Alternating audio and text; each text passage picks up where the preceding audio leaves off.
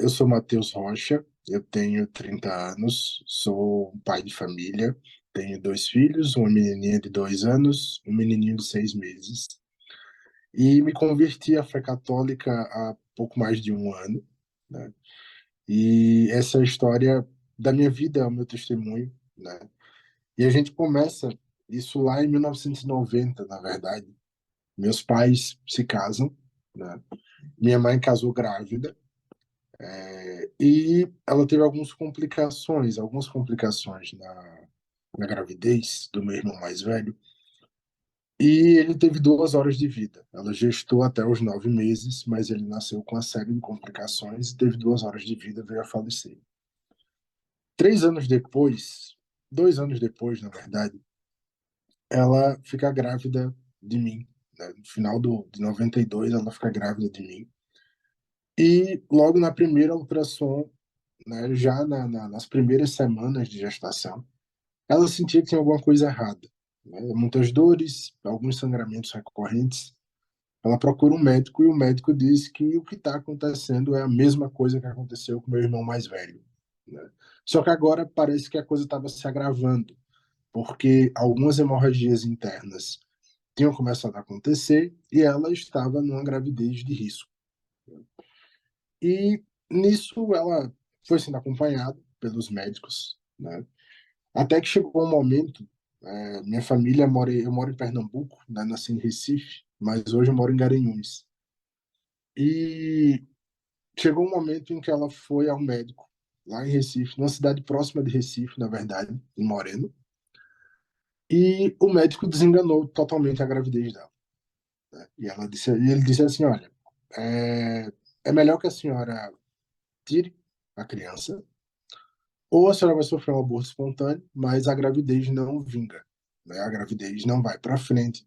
E se vier para frente, ele com certeza, pelas condições, ele vai ter alguns problemas, né? Físicos, mentais, etc. Ah, tá bom. E minha mãe saiu dessa consulta totalmente desconsolada. E ela conta que quando ela saiu dessa consulta, ao lado do hospital tinha uma capela, tinha uma igreja dedicada à Nossa Senhora da Imaculada Conceição. E ela entra na igreja, aos prantos, né, muito abalada, angustiada, se ajoelha de frente ao altar e me oferece a Imaculada Conceição. E ela faz uma promessa que se o filho dela estivesse vivo, daqui a um ano, naquela mesma data, dia da Nossa Senhora da Imaculada Conceição, ela voltaria comigo para a procissão, para a festa da Imaculada. E assim foi, né? Assim foi. Ela teve muitas complicações ao longo do tempo, até que com 24 semanas, pouco mais de 23 semanas, na verdade, quase 24 semanas, ela me teve. Eu nasci de 6 meses, né? E nisso ela já estava 1 mês internada no hospital, e ela levou o Novo Testamento para o hospital, e toda vez que ela abria o Novo Testamento, sempre caía no Evangelho de Mateus, né? Por isso meu nome, Mateus. E quando eu nasci, eu nasci num modo muito complicado, ela perdeu muito sangue, ela quase morreu nessa história. E na minha primeira noite de vida, eu tive 6 paradas cardiorrespiratórias, né, assim, seguidas, basicamente. A cada 1 hora e meia, 2 horas, meu coração parava por alguns minutos. E os médicos, obviamente, disseram: olha, vai ter sequela, é inevitável, né? Pelo que está acontecendo, ele vai ter sequelas físicas, vai ter sequelas mentais. Não tinha desenvolvido muita coisa ali. E, e mesmo assim, minha mãe pediu para que os médicos continuassem a fazer tudo que fosse possível, né? Eu tinha plano de saúde na época, aquela coisa toda. E no final das contas, é, eu passei os 3 meses, os 3 primeiros meses no hospital. Eu nasci com menos de 1 quilo, nasci com menos de 30 centímetros, né? Muito frágil nesse sentido, lutando pela vida. Tive uma hérnia de disco logo nos primeiros meses na coluna. Tive uma hérnia inguinal, fiz cirurgias ali mesmo, né, nos 3 primeiros meses. Foi descoberta uma cardiopatia também congênita. Eu nasci com a tetralogia de Fallot, como dizem, né? Ou seja, o sangue ele não circulava do jeito que deveria, o coração não bombeava do jeito que deveria. E se popularizou como a síndrome do bebê azul, né? Ou seja, faltava oxigênio em algum momento e eu começava a ficar azul, roxo, né? Porque eu não conseguia respirar direito. E é uma síndrome que tem uma mortalidade, tinha uma mortalidade muito alta até aquele momento. Estavam sendo desenvolvidas algumas pesquisas e o índice de mortalidade era que as crianças com a tetralogia de Fallot não viviam até os 5 anos, porque a cirurgia até aquele tempo era feita a partir dos 5 anos de idade. Até que a equipe do Real Hospital Português de Recife, liderado pela cardiologista Sandra Matos, que me acompanhou desde o ventre da minha mãe, quando descobriram essa condição, ela disse que estava desenvolvendo um estudo e que ela poderia me operar antes de 5 anos. Ela veio estudando na Europa, nos Estados Unidos, e ela estava desenvolvendo esse estudo e perguntou à minha mãe se ela não queria arriscar a cirurgia com ela. Até que, perto de 2 anos, com 1 ano e 11 meses de idade, nessas idas e vindas para o hospital, fui me desenvolvendo, fui crescendo, e minha mãe viu que aparentemente estava tudo bem ali, né? Assim, fui crescendo muito esperto. Eu comecei a falar com 10 meses, né? Eu demorei a andar, mas eu falei muito cedo. E aí eu gostava muito de cantar. Ela disse que colocava Chico César, Chico Buarque, Caetano Veloso. Minha mãe gosta muito da MPB, né? E eu cantava junto com ela. Até que eu tive uma crise muito pesada da tetralogia de Fallot, da condição do meu coração, com 1 ano e 10 meses, 1 ano e 11 meses. E a doutora Sandra, ela disse, olha, não tem o que esperar, a gente precisa levar ele para a cirurgia. E claro, era um risco, né? Com menos de 2 anos. E eu fiz a cirurgia foi um sucesso. Eu e mais duas pessoas na época, no Brasil, dessa cirurgia. E eu fui me desenvolvendo e minha mãe foi percebendo que nada daquilo que os médicos falaram do que iria acontecer comigo. Ela disse que entrou na UTI neonatal logo que eu nasci e eu estava na incubadora e eu era suspendido por um cadarço. Eles amarraram um cadarço em mim para fazer massagem cardíaca, porque eu não aguentava o peso de um dedo, por exemplo, fazendo massagem cardíaca no menino. Então, eles me chacoalhavam dentro da incubadora, quando eu tinha parada cardiorrespiratória, e isso me fazia bater, obviamente, né? Aquela estrutura do menino de menos de 30 centímetros, batendo nas laterais da incubadora. E todo mundo dizia, né? Ó, ele vai ter sequelas gravíssimas aí, cerebrais, né? Algumas malformações na perna. Fiz uma cirurgia com 10 anos de idade para corrigir essa malformação. Então, toda a minha história de infância, ela é uma ida e vinda ao hospital e um constante cuidado dos meus pais. Só que meus pais não são pessoas tão religiosas assim, né? Minha mãe fez questão que eu fizesse primeira comunhão, que eu fizesse o catecismo, que eu fosse batizado, né? Eu fui batizado em 99, se eu não me engano, no dia de Santa Isabel de Portugal. E eu fiz primeira comunhão, mas não levei isso a sério. Não houve um acompanhamento de fato, porque minha família não é católica. Minha avó era, mas eu lembro de ver sempre minha avó rezando o texto dela. Nunca vi minha avó sem um texto na mão. Mas ela era a única referência religiosa que eu tinha. Eu cresci com a única referência religiosa como sendo minha avó. Então eu não levei isso a sério, né? A minha formação foi uma formação, apesar de estudar no começo da minha formação numa escola católica, né? E eu lembro da gente rezando Ave Maria, o Pai Nosso, antes de entrar na sala, mas nunca foi uma coisa que se levou a sério em casa. Então eu cresci longe da igreja, né? E saí do ensino médio, fiz psicologia, eu sou psicólogo hoje, trabalho exclusivamente com terapia, né? Sou psicoterapeuta. E na faculdade, já sem referências da base da minha formação, na minha faculdade eu me perdi. Então, ali foi quando eu tive contato com as ideologias de esquerda, com o existencialismo, com essas filosofias que deturpam totalmente a essência do ser humano. E sem uma boa base, obviamente, que eu fui por água abaixo, né? Então, abracei coisas estranhas ali, pensamentos estranhos. E fui me afastando não só da igreja, eu fui virando aquela pessoa chata que militava contra a igreja, mas nunca tinha lido nada, absolutamente nada sobre isso. Nunca tinha, eu nunca tinha me deparado com católicos sérios, na verdade. Todos eles que eu me deparava eram pessoas que tinham uma vida, tinham uma fé muito fraca nesse sentido. E eu lembro que durante a minha faculdade, durante a formação universitária, uma pastora evangélica, ela foi minha colega de sala. E eu achava muito curioso, porque diante de todos aqueles ataques à fé cristã, ela ficava impassível ali, inabalável.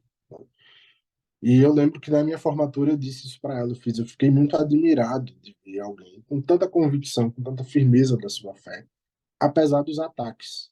Porque se alguém falava mal de um filósofo que eu gostava, eu já estava partindo para cima do cara. E ela lá, né, assim, recebendo ataques às vezes até diretos da fé dela, ela estava lá, tipo, tá, pode falar que não vai mudar o que eu penso. E eu disse isso para ela, eu fiz, poxa, fiquei muito feliz de lhe conhecer, de saber que existe uma pessoa séria, né, nesse sentido. E foi, né? Eu passei, então, ali dos meus 15 anos até os 24, 25 anos, como um cético. Eu não desacreditava, não, eu não dizia que Deus não existia, mas para mim não fazia a menor diferença. Ter fé, não ter fé, acreditar em Deus, etc. Para mim isso não fazia a menor diferença. Até que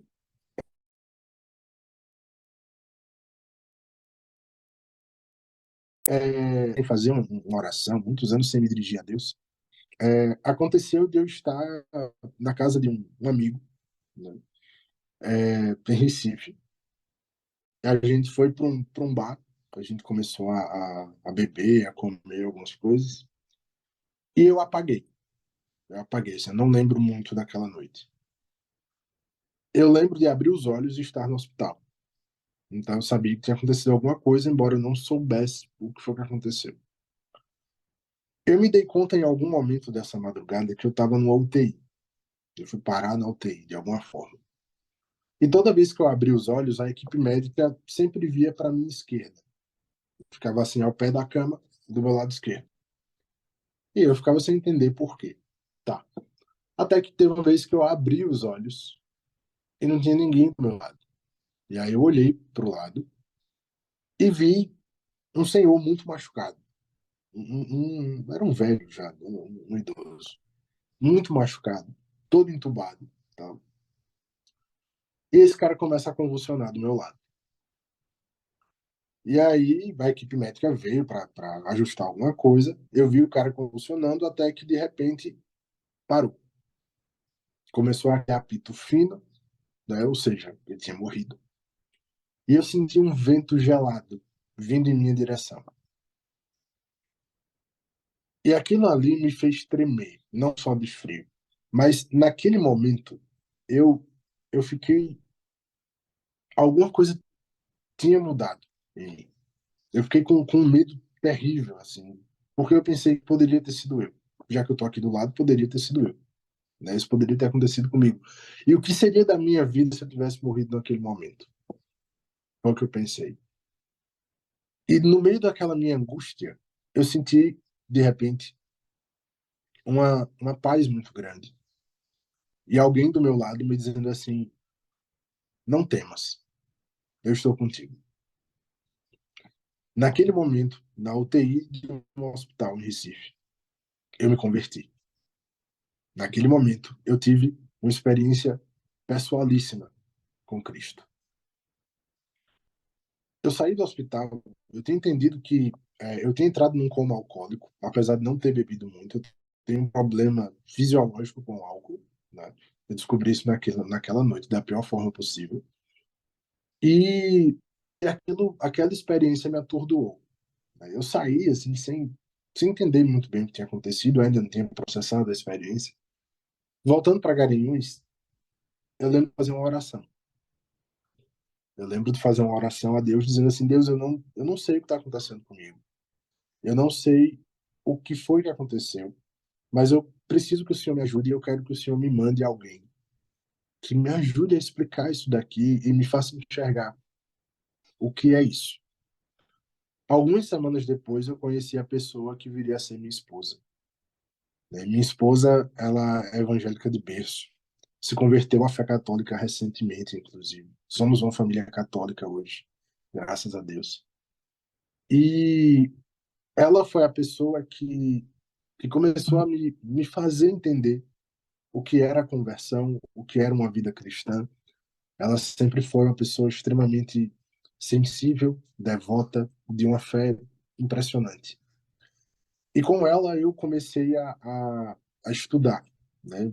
Me converti dentro de uma igreja pentecostal, de uma igreja evangélica. Me batizei novamente, porque a igreja pentecostal não aceita o batismo católico.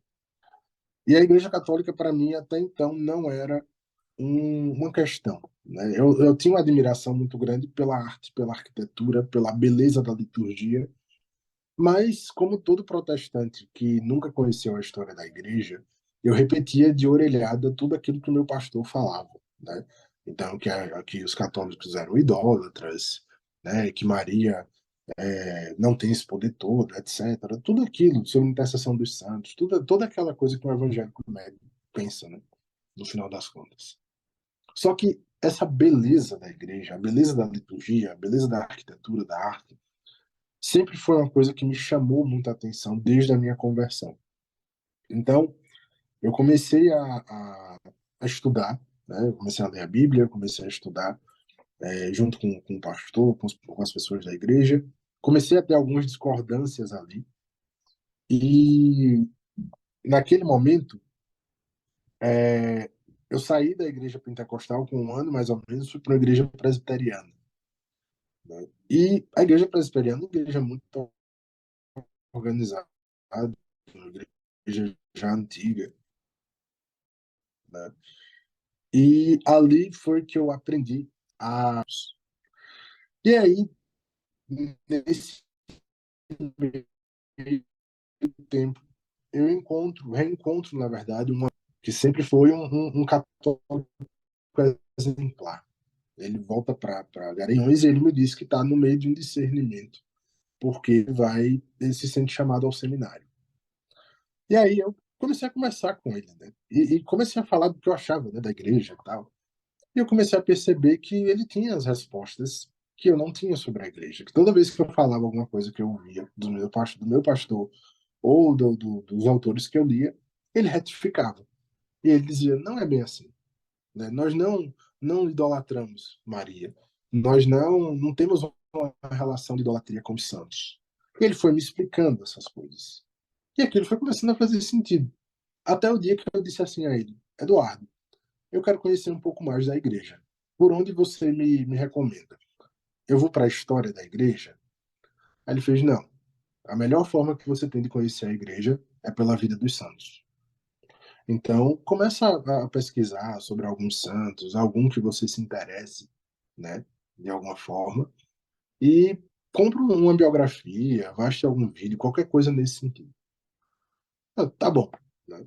E aí, eu comprei uma biografia de São Padre Pio de Pietrelcina. Eu já tinha ouvido falar sobre ele, né? Um santo estigmatizado, né? E comecei a ler aquilo ali.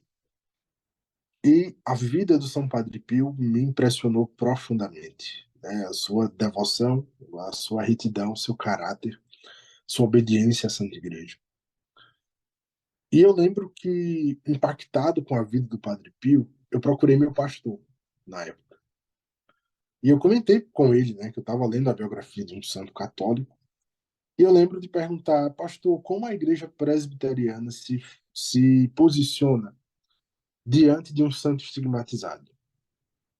Aí ele disse assim: olha, a gente não se posiciona porque a gente não acredita nisso, porque a gente desconsidera. Eu fiz: certo, beleza, pode desconsiderar, mas existe. Existiu, tem foto, tem milhões de testemunhas, tem milagres creditados a eles, coisas inexplicáveis. E aí? E aí ele emudeceu, ficou calado. Tá bom, eu já entendi que eu não tenho como falar sobre isso aqui, eu não tenho como comentar sobre essas coisas aqui, porque ninguém vai me dar um direcionamento. Tentei com outras pessoas dentro da igreja, não foi. E aquilo foi crescendo em mim. Eu comecei a pesquisar cada vez mais sobre o Padre Pio, comecei a ler outras biografias deles, outras coisas. Vi que ele era devoto de uma santa chamada Teresinha do Menino Jesus. Quem é essa mulher? Vou atrás dela. E aí fui ler a história de uma alma. E ali foi. Eu lembro como hoje de pensar, é impressionante que uma menina de 24 anos, que morreu aos 24 anos, tenha sido creditada, né, por um papa como a maior santa dos tempos modernos. Se um papa disse isso, se alguém com a envergadura de um papa disse isso, eu preciso conhecer essa pessoa. Eu lembro que eu não terminei de ler História de uma Alma, até hoje eu não terminei de ler História de uma Alma, mas no meio, assim, ela já no Carmelo, ela comentando sobre as pequenas coisas, a pequena via, e aquilo ali mexia comigo, ela tocava em pontos, ela ardia um fogo na minha vida, que nenhuma outra pessoa conseguia, só ela e o Padre Pio tinham conseguido fazer isso comigo, me mover a ponto de eu terminar de ler em lágrimas e fazendo uma oração agradecendo a Deus. E querer estar cada vez mais próximo de Deus por conta do testemunho dos dois. E ali eu comecei a me dar conta de que meu lugar talvez não fosse na igreja presbiteriana. Só que havia um problema nessa história toda. Eu tinha acabado de me casar com Amanda, minha esposa, na igreja presbiteriana. Um mês depois do meu casamento, nós anunciamos a gravidez de Clarice, minha primeira filha, né? E eu já estava começando a viver aquele drama, mas aquela coisa, não, vou deixar isso em banho-maria, deixo os santos aqui, né? Eles são modelos de fé, mas é só isso e vamos para frente. Até que, no meu trabalho como psicoterapeuta, eu conheci algumas referências ao longo desse tempo, e a maior delas é o Dr. Italo Marcilli, é um psiquiatra do Rio de Janeiro, e ele chegou a falar algumas vezes sobre São José Maria Escrivá. E ele sempre falou, e as coisas que ele falava sobre São José Maria Escrivá me eram muito interessantes, assim, poxa, muito interessante isso daqui. Até o dia que eu parei para ler, eu pedi para ler a biografia de São José Maria Escrivá. Um primo meu católico tinha a biografia, pedi emprestado, e eu comecei a ler. Isso foi no começo do ano passado. E quando eu comecei a ler a biografia de São José Maria, assim, desde as primeiras páginas, eu lia chorando. Eu lia com ardor no coração muito grande. Até o momento em que eu entendi o que era que estava acontecendo. Fiz, poxa, eu tô chorando porque eu quero viver isso. Eu quero estar próximo de São Padre Pio, de Santa Teresinha, de São José Maria Escrivá, de São João Paulo II. Eu quero isso para mim. Eu não posso negar mais que isso faz sentido. Eu não posso negar que eu me sinto chamado de volta à Santa Igreja. Eu não posso negar isso. Embora eu tenha arriscado, naquele momento eu sabia que havia um risco imenso ao meu casamento. Eu, além a minha esposa na época, além de evangélica, como grande maioria deles, ela era extremamente anticatólica, justamente por não conhecer a família dela era extremamente anticatólica. E eu sabia que eu estava correndo o risco de ver meu casamento esfacelar. E aí eu comecei a entrar numa angústia muito grande, né? Me veio uma vontade imensa de rezar um terço. Nunca tinha rezado um terço na vida. Mas toda vez que eu entrava numa livraria católica que tem aqui, eu tinha vontade de comprar um terço para mim. E aquilo foi me consumindo, me consumindo, me consumindo, até que eu conversei com o Eduardo, esse meu amigo, que entrou no seminário e depois saiu. Ele viu que não era a vocação dele. Hoje ele está noivo, vai casar em breve. E eu lembro de conversar com o Eduardo, e o Eduardo disse assim: olha, procura um sacerdote, procura um padre, procura um padre. E aí ele me passou o contato de um padre, que hoje é meu diretor espiritual, eu frequento a paróquia em que ele está, além de ser um grande amigo. E eu fui buscar, né, a orientação do padre. E aí eu falei para ele tudo que tinha acontecido nesses últimos anos, né, todas as minhas investidas aí nas biografias dos santos. E o padre olha para minha cara e diz assim: vamos ver, né? Vamos acompanhar esse tempo aí, vamos ver como é que vão ser essas próximas semanas. Semana que vem a gente se encontra de novo. Mas você vai precisar conversar com sua esposa, né? Num certo momento eu me sentia traindo minha esposa. Eu cheguei em casa nesse mesmo dia, sentei na cama com ela e disse: Olha, a gente precisa conversar. Minha esposa achou que eu realmente estava traindo ela, né? Que eu estava, sei lá, de conversa com alguma outra mulher. E aí eu contei o que estava acontecendo, né? Eu contei o que estava acontecendo sobre a minha conversão à Santa Igreja, sobre o que eu queria, sobre ter um discernimento. Eu dizia a ela que eu queria ter um discernimento se era isso mesmo. E aquilo foi um alívio, assim, conversar com ela foi um alívio, né? Tirou uma angústia imensa do meu coração. E aí a resposta dela é uma resposta que até hoje me emociona, porque ela olhou para mim e disse assim: tá certo, se é isso que você quer, a gente vai.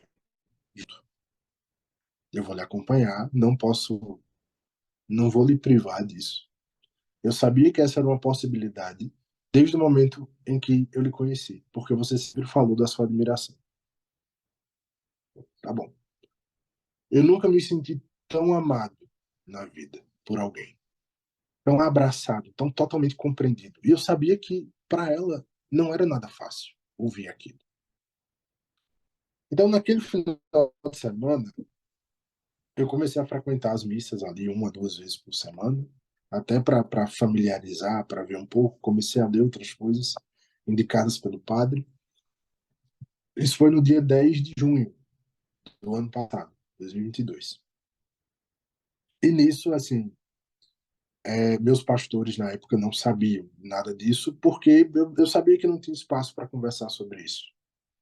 Né? Que toda vez que eu chegava para conversar, eles tentavam botar uma pedra no assunto. Então eu não contei sobre a minha conversão de imediato. E aí, na segunda-feira, isso foi na sexta-feira, na segunda-feira, conversando com minha esposa, isso 11 horas da noite, a gente deitado na cama, e ela olhou para mim e disse: Tu tá entendendo que tu tá não tá no meio de um discernimento. Tu já tá lá. Tu já é católico. Você só não tem coragem de dizer isso em voz alta.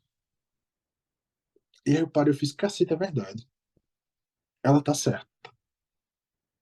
E aí eu fui conversar com o padre naquela mesma semana, e o padre olhou para minha cara e disse assim: eu ia dizer a mesma coisa, mas eu achei melhor deixar em banho-maria. Né? Eu não queria lhe assustar. E aí eu, beleza, né? Vamos passar aí o tempo. Fui conversar com o meu primo sobre isso, esse meu primo católico. E aí ele me diz duas coisas. Oi, meu, vem cá, pode lutar. Essa é minha menininha, tem 2 aninhos. Vai com a mamãe, vai. Papai já chega. Tudo bem. É, e aí meu primo, ele me conta duas coisas. Né? Quando eu contei essa história para ele, ele me contou duas coisas. Ele me contou da minha consagração à Imaculada Conceição. Eu não sabia disso até ele me contar, né? Minha mãe nunca tinha me dito isso. E aquilo me emocionou profundamente, porque para quem vem da igreja evangélica, os dogmas marianos, eles são muito difíceis de se entender de imediato, de você conseguir compreendê-los, né? E aquilo me emocionou profundamente, né? Poxa, minha mãe me consagrou a Imaculada no ventre ainda. E eu senti a presença dela, eu senti o cuidado dela naquele momento.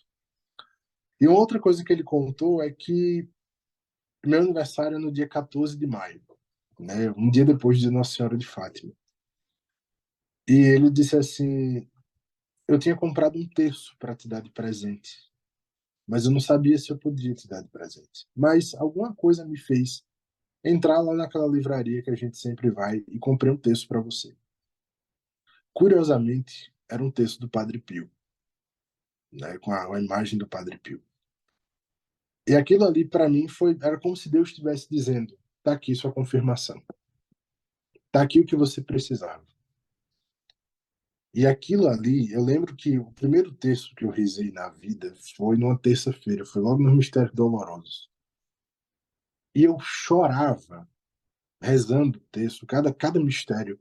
né? Eu cheguei no último mistério lavado de lágrimas, né? E eu chorava, assim, chorava muito contrito nesse sentido. Eu não sabia se estava certo aquilo, né? Não sei se era para ser desse jeito. E aí fui comentar com o padre, contei tudo isso que vinha acontecendo, até que num sábado,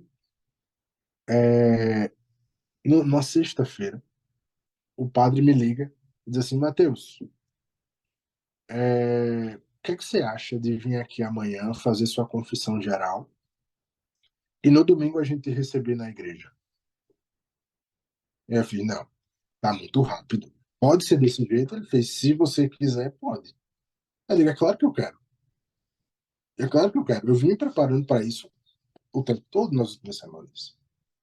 E aí, no dia 9 de junho, eu fiz a minha confissão geral, né? Que foi muito engraçado, porque eu passei 40 minutos falando para o padre do meu pecado da vida toda, né? Já que a minha última confissão tinha sido na minha primeira comunhão, né? Então, tudo que eu lembrava que eu tinha feito lá atrás, e os mais recentes, eu contei tudo para ele. E ele me absolveu. E aí, no outro dia, na missa das 10 da manhã do domingo, dia 10 de julho, exatamente um mês depois que eu tinha conversado com o padre, conversado com a minha esposa, eu fui aceito novamente na igreja, né? E desde então, eu tenho vivido o melhor período da minha vida, né? Minha esposa diz que é nítida a diferença entre o Mateus antes e depois da vida católica, né? De ver uma pessoa mais empenhada nos seus deveres familiares, nos seus deveres profissionais, de ter um maior fervor nas práticas de devoção. Ela disse que me via muito apático na igreja evangélica. A gente vai para o culto no domingo, pronto, né? Então, eu sou hoje uma pessoa que tenta ir à missa diariamente, que tenta rezar seu texto diariamente, né? E durante esse tempo, durante esse quase um ano e meio, eu lembro que no começo do ano, desse ano, em janeiro, tomando café 8 horas da manhã, minha esposa olhou para minha cara e disse assim: eu tô começando a estudar umas coisas aí da Igreja Católica. Eu nunca botei uma arma na cabeça dela ou uma faca no pescoço dela pedindo para que ela se convertesse. Pelo contrário, a gente nunca brigou sobre isso, a gente nunca discutiu sobre isso, sempre houve um respeito muito grande. Mas ela disse: vê o quanto você melhorou, vê o quanto você mudou. Conviver com bons católicos, conviver com boas testemunhas, conviver com o padre, né, vendo as pessoas que estão ao nosso redor, eu comecei a pensar em algumas coisas. E aí, eu, tipo, olha, eu não quero que você faça isso por mim, eu não quero que eventualmente você se converta por minha causa, ou porque a nossa família tem que estar unida, não igreja só. Eu quero que, se for da vontade de Deus, se é o seu lugar, você venha para cá por conta dele, não por mim. Beleza. E aí, um tempo depois, ela foi conversar com o mesmo padre, né, que é o nosso diretor hoje espiritual, e começou esse acompanhamento com ele. No dia 14 de maio, meu aniversário desse ano, meus filhos se batizaram na igreja, né? Tanto Clarice quanto Bento se batizaram. E no dia 31 de maio, na festa da visitação de Nossa Senhora, minha esposa foi recebida na igreja. Minha esposa tomou a primeira comunhão, ali recebeu Cristo pela primeira vez. E esse sempre foi o ponto, né? Eu lembro de quando tá conversando com o padre, tá conversando com os pastores, estudando. Eu sempre dizia: olha, se Cristo de fato está presente na Eucaristia, não tem mais o que discutir. Não tem mais nada para falar. Se ele está aí presente, eu tenho que estar aqui. Né? E a mesma coisa aconteceu com ela. Né? Ela disse: olha, se de fato o nosso Senhor está ali, eu preciso estar perto dele. Então, a minha vida, ela não foi uma vida fácil de lidar com as limitações. Ainda hoje tenho limitações físicas. Nunca tive nenhum tipo de problema maior. Hoje, os cardiologistas que me atendem, eles dizem que um cardiologista inexperiente que olha para o meu coração não vê nada, nem parece que ele foi cirurgiado. Tenho dois filhos maravilhosos, tenho uma família linda, católica. Sou consagrado, né, também a Nossa Senhora. Meus filhos, no batismo, também foram consagrados à Nossa Senhora. E agora estamos preparando a consagração da minha esposa, no meio disso tudo. E é maravilhoso estar de volta. É muito bom viver a vida católica, né? Ver pessoas sérias, comprometidas, como vocês que estão nesse momento no retiro. A gente sabe que esses momentos eles são fundamentais para a nossa fé, né? E que, da mesma forma como eu falei para a Vera, que me achou através do meu testemunho no YouTube, né? Eu gravei para um pessoal católico aqui da cidade, uma confraria católica, e eles disponibilizaram. Tem mais de 35 mil visualizações do testemunho hoje. E, e é maravilhoso poder estar de volta, é maravilhoso poder partilhar isso com vocês. Eu espero que a minha história ela seja uma inspiração, né, para cada um de nós. É inspirador para mim olhar para minha história também, perceber tudo isso. E eu sei que Deus tem grandes planos. Né? Ele não me manteria vivo, ele não me faria passar por cima de todas essas questões se ele não quisesse que eu estivesse aqui, nesse momento, conversando com vocês. Né? Então, agradeço imensamente a atenção, a disponibilidade, o tempo de vocês aqui me recebendo. Né? Muito obrigado pela oportunidade. Quero agradecer especialmente a Vera, né? que me viu lá e foi falar comigo, pediu meu contato ao pessoal da confraria e veio falar diretamente comigo. Estou profundamente feliz e emocionado de poder contar a minha história, poder contar a minha conversão, poder contar a vocês tudo isso. Contem comigo, tá? Se vocês quiserem meu contato, podem pedir a Vera, ela repassa para vocês e a gente conversa não só sobre a vida católica de modo geral, né? Trabalho como psicólogo, se vocês precisarem de qualquer coisa, estou aqui também. Muito obrigado. Salve Maria Santíssima e Deus abençoe imensamente vocês.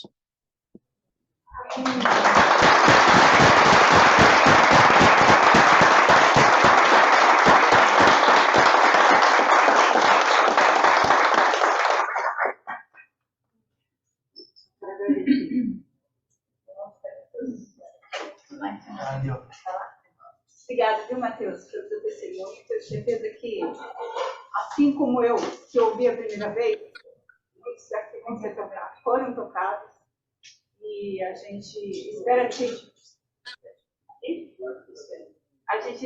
ver no próximo, quem sabe aqui, né? Talvez até presencial, tá bom? Deus te abençoe. Sim, sem dúvida. Muito obrigado. E abençoe sua família, tá? Muito obrigada. Amém. Muito obrigado. Deus abençoe vocês.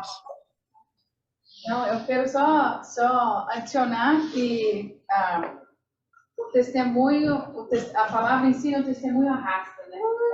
O testemunho do Mateus é lindo, de uma conversão, de uma insistência de Cristo que buscou você desde da sua nascença, né? Ele já tinha um plano para a sua vida desde o início. Então, é muito bom saber que esse mesmo Cristo é o Cristo que nos busca e nos dá essa oportunidade de voltar, de ser conversão na nossa vida e na vida do outro também. Então, muito obrigada pelo ensinamento e pelo compartilhar a sua vivência hoje conosco. Foi precioso. Eu que agradeço. Muito obrigado.